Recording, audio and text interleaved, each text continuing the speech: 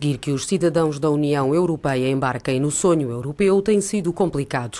A ideia de mais Europa para sair da atual crise do continente está a ter muitas dificuldades de aceitação. Apesar disso, a responsável pela justiça na UE, Viviane Reding, acredita que os cidadãos têm um papel fundamental neste processo. Viviane Reding, vice-presidente da Comissão Europeia, bem-vinda à Euronews. Gostaria de começar pelos 4 meses de consulta pública lançada pela Comissão. O objetivo é perceber que problemas enfrentam as pessoas na União Europeia. Disse que esta avaliação iria refletir-se diretamente em novas políticas nos próximos anos. Dada a crise existencial que a Europa enfrenta, o que espera alcançar realisticamente com esta iniciativa?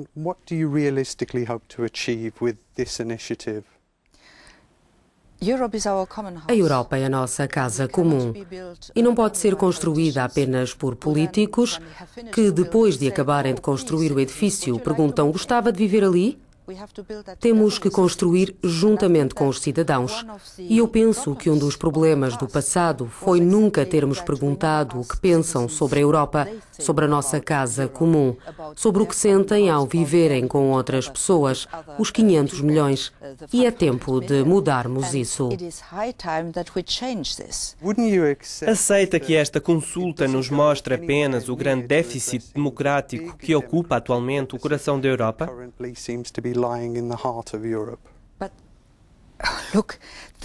O déficit democrático tem a ver com o facto dos cidadãos terem a impressão, correta e errada, de que até aqui ninguém lhes pediu a sua opinião. E está na altura de mudar isso.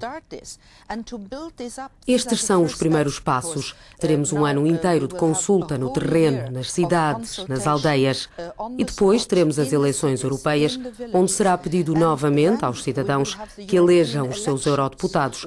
Mas desta vez, eles saberão por que os estão a eleger.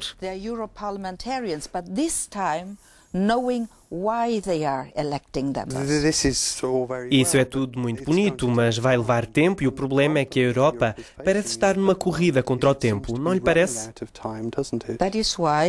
É por isso que estamos a começar agora. Para que nas eleições europeias as pessoas saibam por que votam em determinada pessoa para os representar num Parlamento Europeu reforçado. Deixe-me interrompê-la. Sabe que a participação nas eleições europeias tem caído de eleição para eleição. Os cidadãos não se sentem ligados ao Parlamento Europeu.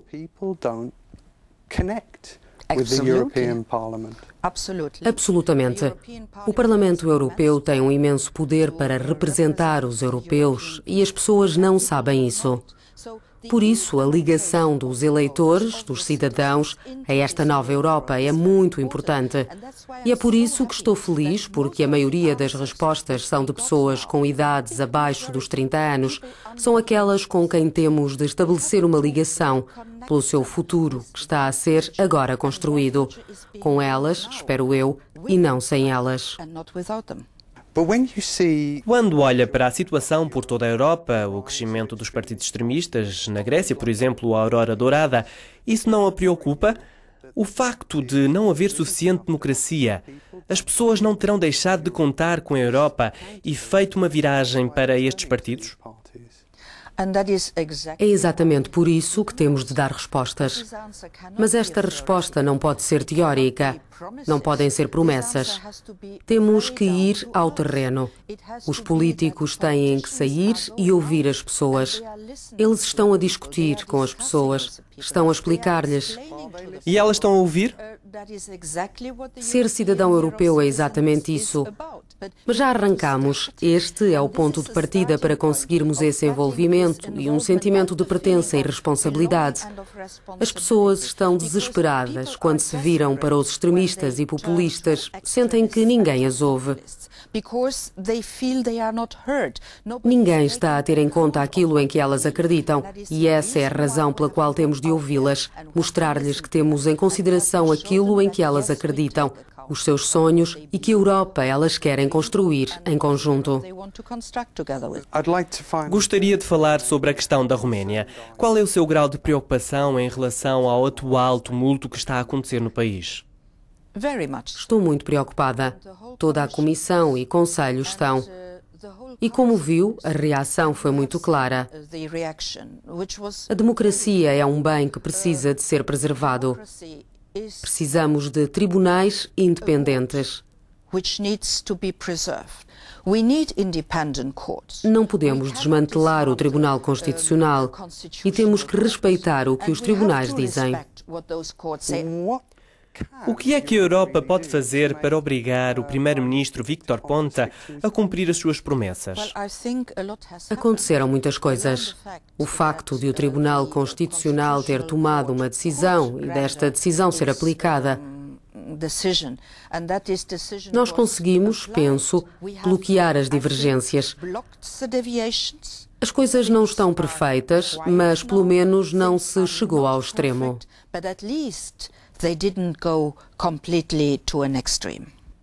Não está muito claro que o primeiro-ministro esteja a ouvir.